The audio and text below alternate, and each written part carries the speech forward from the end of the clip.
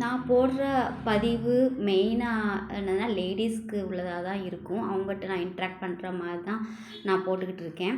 அதுவும் மெயினாக டீச்சர்ஸ்க்கு. ஏன்னா இந்த சென்னையில் உண்மையிலே சொல்கிறேங்க, மெட்ரிகுலேஷனில் நான் ஒர்க் பண்ணியிருக்கேன். ஆனால் சிபிஎஸ்சி ஸ்கூலில் இருக்கே அது கொஞ்சம் மெட்ரிக்கில் வேலை பார்த்துட்டு சிபிஎஸ்சியில் வர்றவங்களுக்கு தான் அந்த டிஃப்ரென்ஸ் தெரியும். சரி வாங்க நம்ம சாப்பாட்டில் யாருக்கெல்லாம் அந்த இட்லியில் சட்னி இல்லை சாம்பார் கலந்து பிசைஞ்சு நல்லா குழப்பி அடிப்பீங்கன்னு எனக்கு கமெண்ட் பண்ணுங்கள். இதை நான் ஏன் சொல்கிறேன்னா, ஸ்கூலில் இருக்கிறப்போ அப்படி வயிறு பசிக்கும். பிள்ளைங்களோட அந்த 8 பீரியடோடு இருக்கிறப்போ எனக்கு ஒரு டீச்சர் தான் ஸ்டாஃப் தான் சொன்னாங்க. அவங்க வேலைச்சேரி என்னென்னா, ஒரு இட்லி தான் கொண்டுட்டு வருவாங்க, இல்லை 2 இட்லி. அதில் சாம்பார் அதிகமாக போட்டு பிணைஞ்சி கொண்டு வந்துட்டாங்கன்னா அது வயிறு கம்முன்னு இருக்குங்க. இந்த மாதிரி யாராவது டீச்சர்ஸ் இதை பதிவை பார்த்தீங்கன்னா, அந்த மாதிரி உங்களுக்கு எக்ஸ்பீரியன்ஸ் இருந்துச்சுன்னா எனக்கு சொல்லுங்கள்.